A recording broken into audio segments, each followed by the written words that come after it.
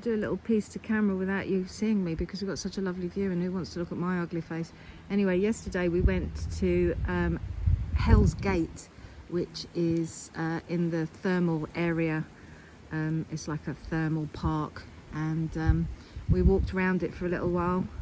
Natalie got her hands dirty in the thermal mud, and we then had a thermal bath, which was like just a mud bath really, just sitting in a big pile of mud, which was lovely. I think there's a picture to come in a bit, but yeah, it's been really nice to see Rotorua again. Lovely. Okay, so let's tell you the story about Hell's Gate and George Bernard Shaw. So George Bernard Shaw came to these shores. Do you see what I did there? Yeah. Came to these shores, and he went to the sulphur fields, or whatever they are. Sulphur park. He did go there. So he went there. I can show him the thing. I took a picture of the thing. Anyway, he went to the sulphur fields, and he said he thought, well, apparently he took some berries before he went in there, so he was a bit stoned or something, and he took one look at the place, and he was like, this place is hell, is what the gates of hell looks like. So he named it Hell's Gate, and I think he named a few of the other sulphur pools there as well. But yeah, George Bernard Shaw. Pygmalion. He did write Pygmalion, didn't he? My aunt died of influenza and all that. Anyway, that's that. Natalie's looking at me like I'm mad. Right here, guys, in front of you, this is the Inferno pools. Now, all of the pools around here on Mars atmosphere, they've got pools like this on Mars. Yeah. And one of the times they were here, they actually collected some of this mud on the edge here and put it in a plastic water bottle. And a few hours later, the plastic water bottle was no more. Oh, really? So imagine what that do to your skin. I think we're going to find out. And these are Will's top scientists. Yeah, exactly. Yeah. They're like, oh, yeah. So like I said before, there's vents underneath each of the pools. If any one of those gets blocked up, it could lead to a hydrothermal eruption, which wouldn't be great for us because pressure has to build, has to come out somehow. So yeah, that's how it would go boom. Oh, it looks like hash. Yeah, pretty much like quicksand. That's why we say to stay on the path, right? Yeah. That's not a good thing. Sweet.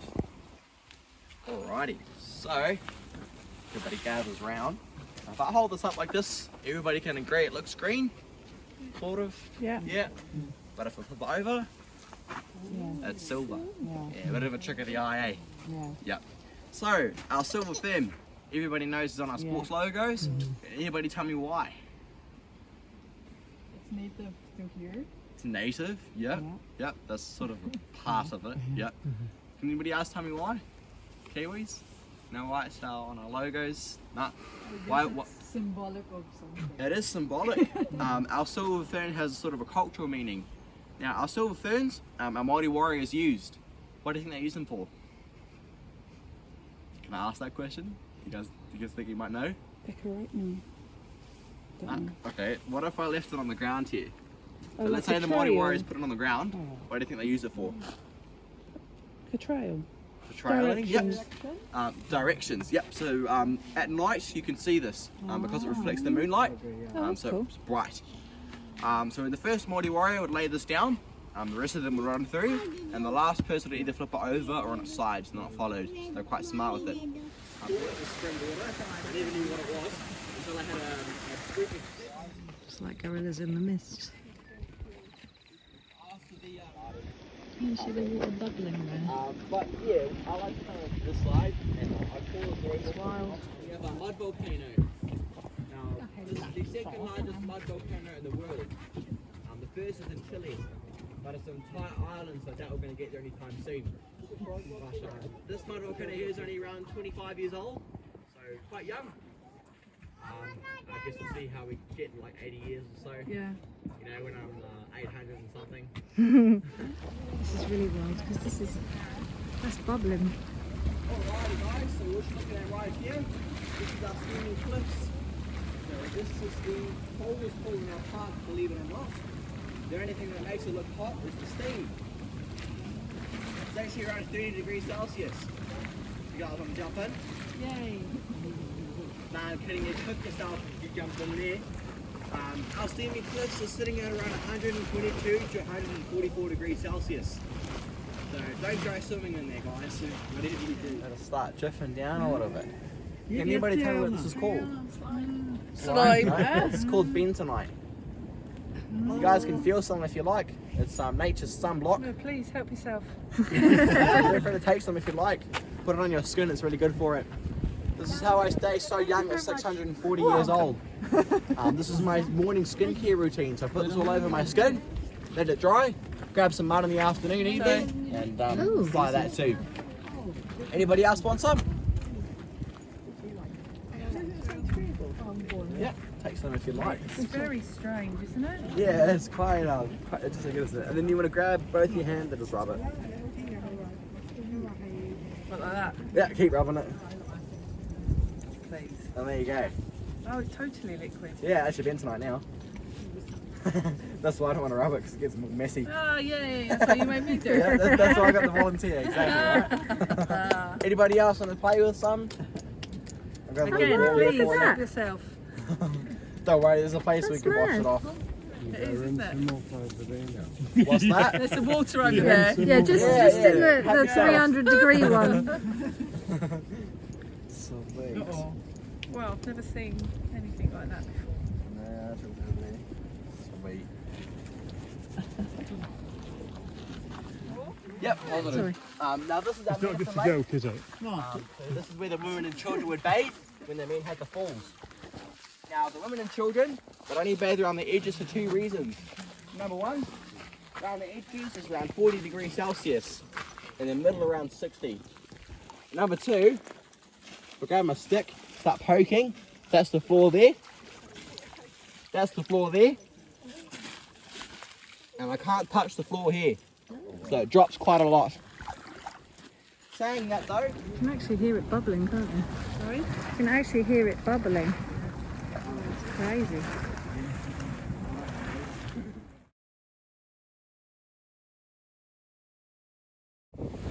We feel like we're in the midst of a disaster here. So this is the adult, we're in Rotorua, sorry. Yesterday we had a fine day in a mud bath, but today we're just out the back of our hotel, and this is the view from our hotel room.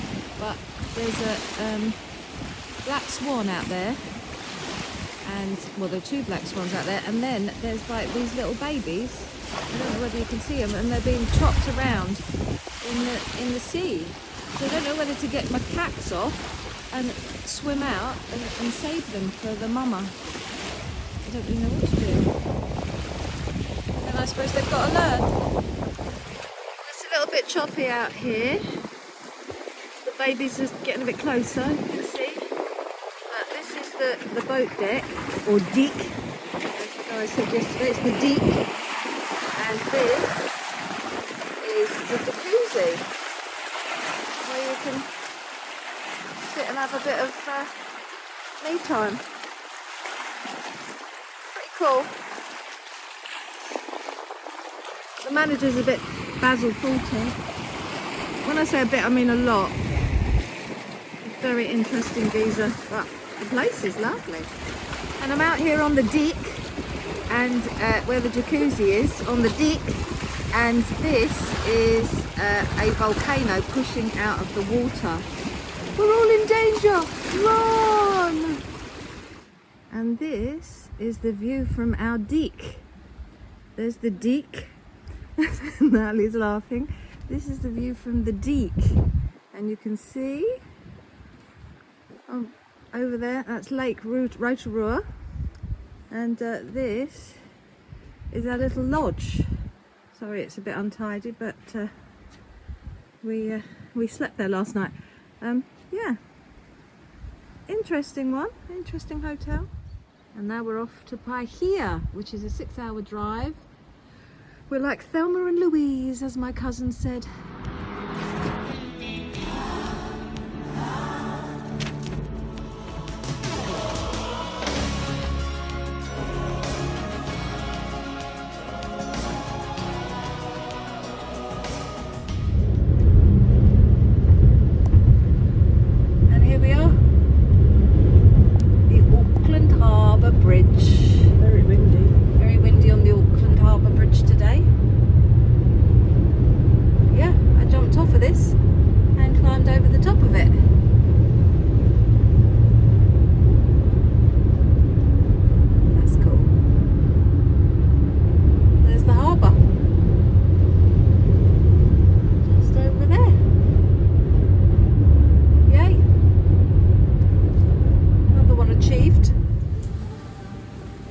welcome to Pahia, everyone, in the Bay of Islands.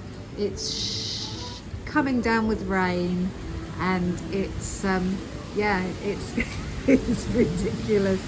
It's the first real rainfall we've had, to be fair.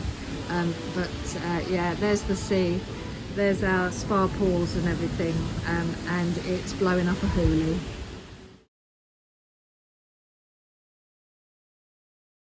I want to wear my sandals and I want to go out to lunch.